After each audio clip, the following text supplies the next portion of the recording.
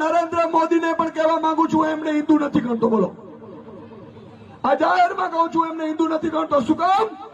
જે વ્યક્તિ પ્રધાનમંત્રી મારી ગાયોને કતલખાને મોકલે અને એના માંસનો નિકાસ કરે અને એમાંથી જો કમાણી કરે અને એ કમાણીમાંથી કમલમ બનાવતો હોય તો એ મારો હિન્દુ હોઈ ન શકે. સાહેબ, આ વાત સાચી કરું છું કે નહીં?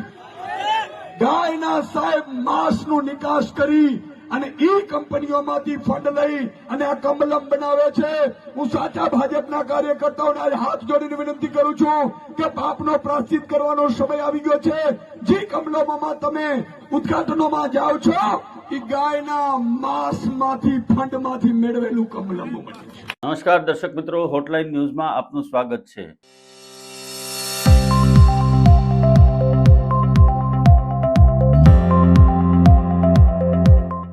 આમ આદમી પાર્ટીના ગુજરાતના નેતાઓ, ખાસ કરીને ઈશુદાન ગઢવી અને ગોપાલ ઇટાલિયા, એ પ્રોપેગન્ડા ફેલાવવા માટે ખૂબ જ જાણીતા છે. કોઈ પણ બાબત ઉપર પોતે સર્વજ્ઞ હોય એ રીતના નિવેદનો આપી અને ભારતીય જનતા પાર્ટીને ઘેરવા માટે એ લોકો જાણીતા છે. કેમ કે એમનો ટાર્ગેટ એક જ છે કે પ્રજાને ગુમરાહ કરવી અને પ્રજાને ગુમરાહ કરી એમની પાસેથી મત ભિક્ષુક બની અને સત્તા મેળવવી. આમ આદમી પાર્ટીના પ્રદેશ પ્રમુખ દ્વારા એક જે નિવેદન આપવામાં આવ્યું છે એ હાલમાં સોશિયલ મીડિયા પર વાયરલ થઈ રહ્યું છે.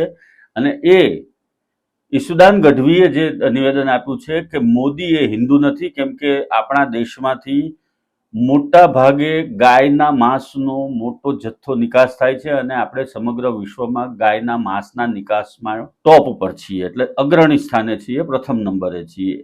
આ કારણોસર મોદી હિન્દુ નથી. હવે મોદીના હિન્દુત્વને કોઈ ઈશુદાન ગઢવીના સર્ટિફિકેટની જરૂર નથી, એ પહેલા એમણે સમજી લેવું જોઈએ. બીજી વસ્તુ કે જે બીફનો વેપાર કરવામાં આવે છે, એમાં જે નિકાસ કરવામાં આવે છે એમાં બફેલોનું માંસ પણ હોય છે, એટલે મોટાનું મટન જેને આપણે શુદ્ધ ગુજરાતીમાં કહીએ છીએ એ હોય છે. અને એની સાથે સાથે જે અન્ય પ્રાણીઓ છે એનું પણ માંસ એમાં હોય છે અને એ નિકાસ કરવામાં આવે છે. આમાં કોઈ પણ સ્થળે ગાયના માંસની નિકાસના લેબલ નથી લાગતા, અથવા તો ગૌ વંશની કતલ કરી અને આ બીફ તૈયાર કરવામાં આવ્યું છે એવું પણ કશે લેબલ લાગતું નથી. તો આ કોઈ પણ પ્રકારના આધાર પુરાવા વગર પાયા વિહોણા આક્ષેપ કરી અને પ્રજાને ગેરમાર્ગે દોરવાનું કામ ઈશુદાન ગઢવી અને એની ટોળકી કરી રહી છે. ઈશુદાન ગઢવીમાં એટલી બધી જો સત્યનો સામનો કરવાની તાકાત હોય તો દિલ્હીમાં જે સમયે આમ આદમી પાર્ટીનું શાસન હતું ત્યારે દિલ્હીમાં ગૌવંશની કેટલી કતલ થતી હતી એના આંકડાઓ પણ જાહેર કરવા. અત્યારે પંજાબમાં તમારું શાસન છે તો પંજાબમાં પણ ગૌવંશની કતલ થતી હોય તો એના વિશેની વાત પણ તમારે કરવી જોઈએ, કેમ કે આમ આદમી પાર્ટીનું ત્યાં શાસન છે. લોકોને ભરમાવી અને ઊંધા રવાડે ચડાવી અને એક નેગેટિવ ઇમેજ વડાપ્રધાન નરેન્દ્ર મોદી સહિત ભારતીય જનતા પાર્ટીના નેતાઓની કરવી એ એમનું હવે નિત્યક્રમ બની ગયો છે. અમે કોઈ ભારતીય જનતા પાર્ટીનું સમર્થન નથી કરતા કે અમે કોઈ પણ વડાપ્રધાનનું કે કોઈની પણ જે ઇમેજ છે કે એમની વાહવાહી નથી કરતા કે એમને ખોટા વખાણ નથી કરતા, પરંતુ માત્ર ને માત્ર જે સત્ય વાત છે, જે સત્ય હકીકત છે એ આપ દર્શક મિત્રોની સામે અમે લઈને આવીએ છીએ. અને એનું કારણ એટલું જ માત્ર છે કે આપ પણ સજગ બનો અને જાગૃત બનો, કેમ કે આ જે પ્રોપેગન્ડા ચલાવવામાં આવી રહ્યા છે એનીથી તમે થોડા અવેર થાઓ અને વાસ્તવિકતા શું છે એ જાણો. સત્ય હકીકત શું છે, જમીની હકીકત શું છે એ જાણવાનો તમને અધિકાર છે. અને અમારો એ ધર્મ છે કે વાસ્તવિકતા શું છે એ તમારી સમક્ષ રજૂ કરવી. બીફનો નિકાસ થાય છે કે કેટલો નિકાસ થાય છે, શું થાય છે, એના આંકડાઓમાં આપણે નથી પડતા, પરંતુ જે પ્રમાણેના આક્ષેપો વડાપ્રધાન નરેન્દ્ર મોદી ઉપર કરવામાં આવી રહ્યા છે એની સામે પ્રજાએ સતત જાગૃત થઈ અને આવા નિવેદનો અને આવી નિવેદનબાજીઓનું તથ્ય તપાસવું પડશે. અને એમાં સત્ય શું છે એ પણ નીર અને ક્ષીરનો જે રીતે રાજહંસ ભેદ કરે છે એ જ પ્રમાણે તમારે ભેદ કરવો પડશે અને એટલી દ્રષ્ટિ તમારે કેળવવી પડશે.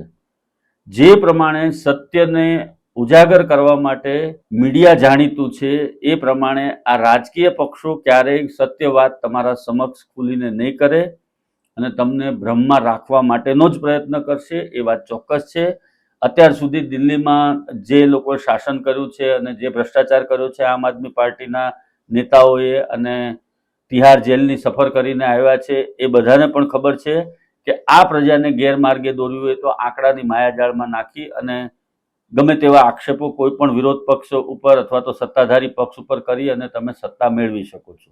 પરંતુ આ ગુજરાત છે અને ગુજરાતની પ્રજા આ પ્રમાણે દોરવાઈ જાય એવું મને નથી લાગતું આટલા અનુભવ પછી કે ખોટી રીતે કોઈ પ્રજાને દોરવી અને એમને ગુમરાહ કરી અને એમના મત લઈ જાય. ઈશુદાન ગઢવી એનું રાજકારણ ચલાવવા માટે કોઈ પણ આક્ષેપો કરી શકે છે, કંઈ પણ બોલી શકે છે અને કોઈ પણ પ્રકારના નિવેદનો આપી શકે છે, પરંતુ એની પાછળનું તથ્ય અને સત્ય એ બંને વસ્તુ દર્શક મિત્રોએ સમજવાની જરૂર છે. એક્સપોર્ટ જે માંસનું એક્સપોર્ટ થાય છે એ આખી અલગ બાબત છે અને જે પ્રમાણેના આક્ષેપો ઈશુદાન ગઢવી દ્વારા કરવામાં આવ્યા છે એ આખી અલગ બાબત છે. આ સમગ્રતઃ મુદ્દો જે છે એ મુદ્દો એ છે કે વડાપ્રધાનને કઈ રીતે ટાર્ગેટ બનાવવા અને ભારતીય જનતા પાર્ટીને કઈ રીતે ટાર્ગેટ બનાવવી. તમારું રાજકારણ તમારા સુધી સીમિત રાખો, એમાં હિન્દુ કે ધર્મ એને આ પ્રમાણે ઘસડી અને વડાપ્રધાન હિન્દુ નથી એવા નિવેદનો થકી તમે શું સાબિત કરવા માંગો છો એ તમે જાણો. પરંતુ આ એક વાસ્તવિકતા છે કે માંસની નિકાસના મુદ્દે તમે જે ભ્રમ ફેલાવી રહ્યા છો એ સદંતર ખોટો છે અને બંધારણીય રીતે 2017માં આ કાયદામાં ફેરફાર કરી અને નિકાસ કઈ રીતે કરવી, કયા ક્રાઇટેરિયા છે એ તમામ બાબતો નક્કી કરવામાં આવી છે અને એના આધારે જ આ બધી જ જે માંસની નિકાસ છે એ વિદેશમાં કરવામાં આવે છે. ધન્યવાદ દર્શક મિત્રો. આવા જ પ્રકારના વિડીયો જોવા માટે આપ અમારી હોટલાઇન ન્યૂઝ ચેનલને લાઇક કરો, શેર કરો અને